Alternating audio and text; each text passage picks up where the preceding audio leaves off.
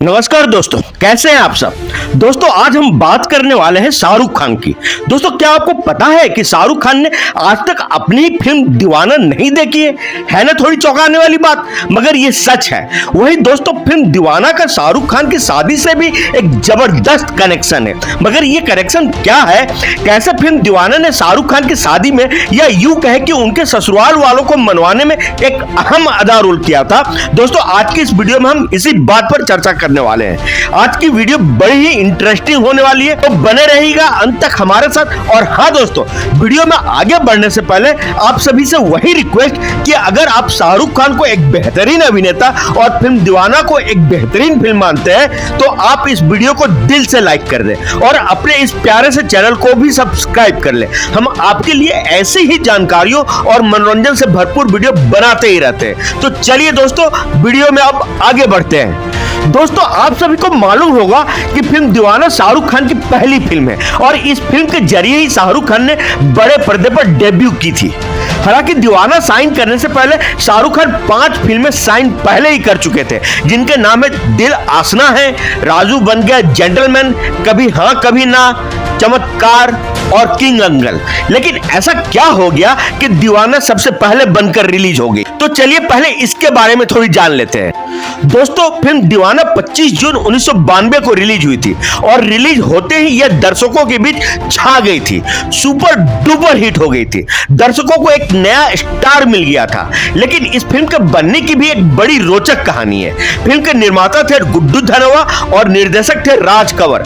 दोस्तों दीवाना साल 1986 में आई तमिल फिल्म बसंत संगम की रीमेक थी और उस फिल्म को S.A. चंद्रशेखर ने डायरेक्ट किया था। पहले S.A. चंद्रशेखर ही इस फिल्म के हिंदी रीमेक को भी डायरेक्ट करने वाले थे, लेकिन जब गुड्डू धनोआ ने उस फिल्म को हिंदी में बनाने का फैसला लिया तब S.A. चंद्रशेखर इंसाफ की देवी नाम की एक फिल्म का डायरेक्शन कर रहे थे, जिसमें जितेंद्र और रेखा काम कर रहे थे। तो फिर बात बनी नहीं और यह फिल्म निर्देशक राज कंवर की झोली में चली गई।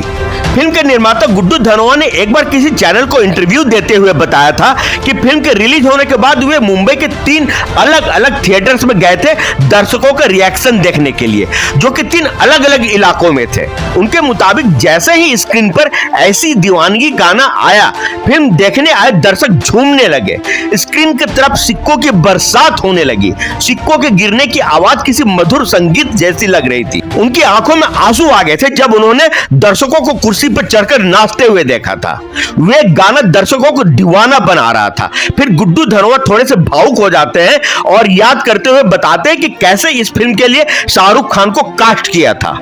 जब वे शाहरुख खान से पहली बार मिले, उस दिन को याद करते हुए गुड्डू धनोआ ने एक चैनल के इंटरव्यू के दौरान बताया था कि दिल्ली के कनॉट प्लेस में द होस्ट नाम का एक बढ़िया सा रेस्टोरेंट में उनकी और शाहरुख खान की मुलाकात तय हुई थी। उनके साथ फिल्म के डायरेक्टर राज कंवर भी थे।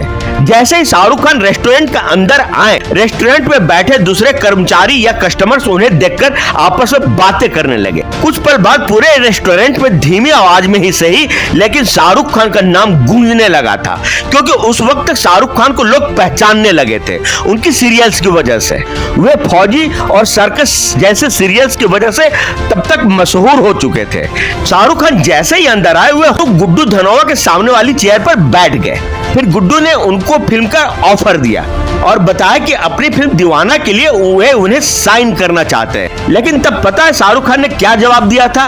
उन्होंने गुड्डू धनोआ को बोला कि डेट्स नहीं है उनके पास। अब गुड्डू धनोआ हैरान हो गए और सोचने लगे इस लड़के की तो अभी एक भी फिल्म नहीं आई है और कह रहा है कि उसके पास डेट्स नहीं है। फिर उन्होंने शाहरुख से पूछा कि वह ऐसा क्यों कह रहे हैं, तो शाहरुख ने उन्हें बताया कि वह ऑलरेडी 5 फिल्में साइन कर चुके हैं। राजू बन गया जेंटलमैन, चमत्कार, किंग अंकल, कभी हाँ कभी ना और दिल आसना है। यह सुनने के बाद गुड्डू थोड़े निराश हो गए।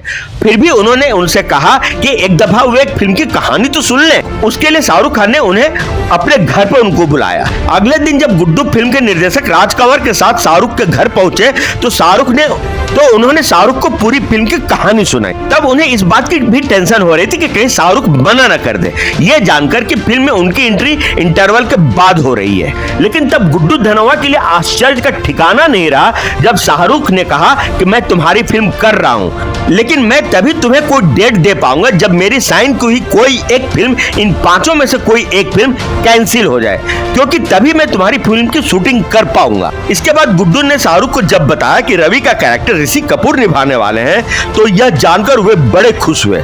शाहरुख ने कहा कि ऋषि जी के साथ काम करना उनके लिए बहुत बड़ी बात होगी। फिर गुड्डू धनोआ ने साइनिंग अमाउंट देकर शाहरुख खान को साइन कर लिया, लेकिन फिर भी उनके मन में यह टेंशन बनी ही हुई थी कि क्या शाहरुख उनकी फिल्म के लिए डेट्स निकाल पाएंगे। लेकिन तभी संयोग से राजू बन गया जेंटलमैन की शूटिंग कुछ दिन के लिए टल गई और फिर शाहरुख ने इकट्ठे 20 दिन का डेट उन्हें दे दिया। फिर गुड्डू धनोआ ने आनंद फानंद में अपनी फिल्म दीवाना की शूटिंग अगले ही दिन स्टार्ट कर दी। दीवाना की शूटिंग के दिनों को याद करते हुए गुड्डू धनोआ ने कुछ और दिलचस्प किस्से उस इंटरव्यू में बताई थी। उनके मुताबिक इस फिल्म के लिए नटराज स्टूडियो में एक बड़ा महंगा सेट तैयार किया गया था और उस दिन काजल यानी कि दिव्या भारती की बर्थडे पार्टी वाला सीन शूट किया जाने वाला था। उस सीन में फिल्म के कई मुख्य कलाकारों को शामिल होना था, लेकिन शूटिंग वाले दिन पता चला कि शाहरुख तो चमत्कार की शूटिंग के लिए गोवा में है। अब यह एक बड़ी मुसीबत थी गुड्डू धनोआ के लिए, क्योंकि इतने सारे एक्टर्स को फिर से एक साथ जमा कर पाना मुश्किल भरा काम था। वे फौरन गोवा के लिए निकल गए और किसी तरह शाहरुख खान को वे साथ लेकर लौटे, जिसके बाद आराम से वह सीन शूट हो सका। आपको जानकर हैरानी होगी दोस्तों कि दीवाना शाहरुख की बाकी 5 फिल्मों से पहले कंप्लीट कर ली गई थी और इसके निर्माता उसे जल्द से जल्द रिलीज भी करना चाहते थे।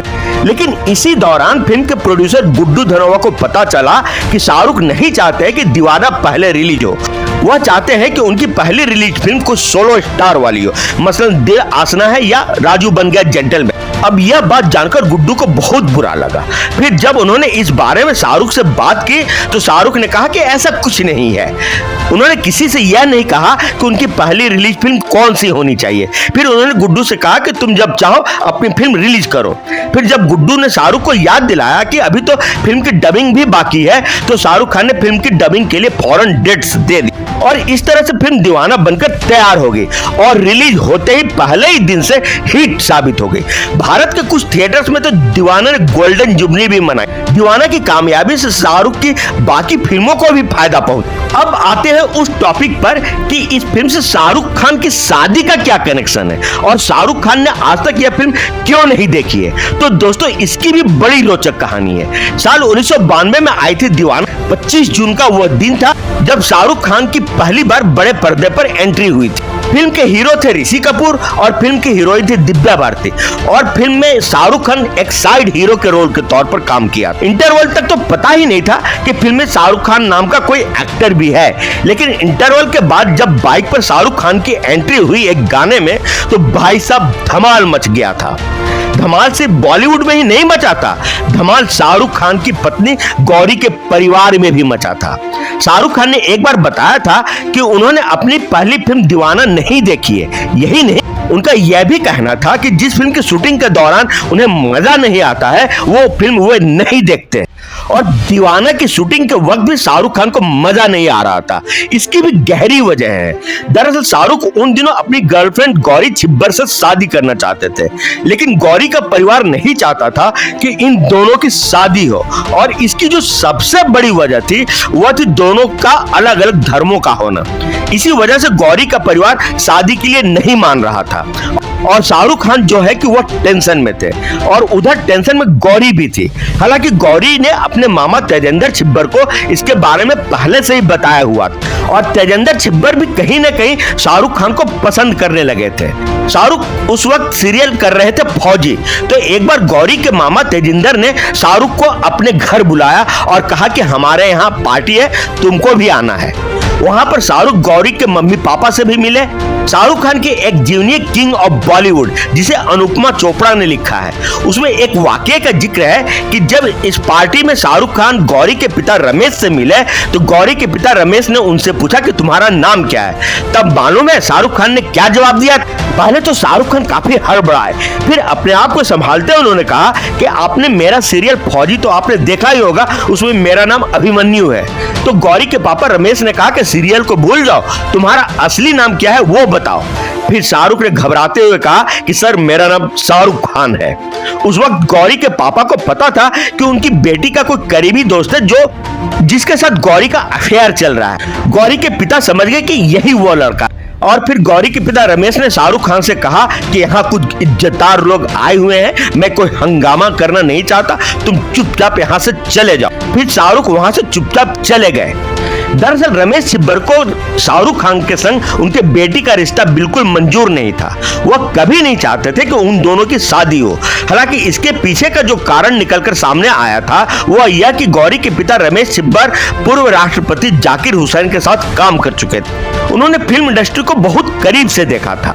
वह जानते थे कि शाहरुख को इतने पैसे नहीं मिलते जिससे वह उनकी बेटी को खुश रख सके। आपको बता दें कि उस वक्त भले ही लोग शाहरुख खान को एज ए टीवी एक्टर पहचानते थे, लेकिन गौरी के परिवार को लगता था कि इस एक्टर के साथ उनकी बेटी का भविष्य कुछ नहीं होगा। जब परिवार वाले बिल्कुल भी नहीं मान रहे थे, तब गौरी ने एक दिन शाहरुख को आइडिया दिया कि तुम मेरे पेरेंट्स से झूठ बोल दो कि मेरे अकाउंट में 20 लाख रुपए है।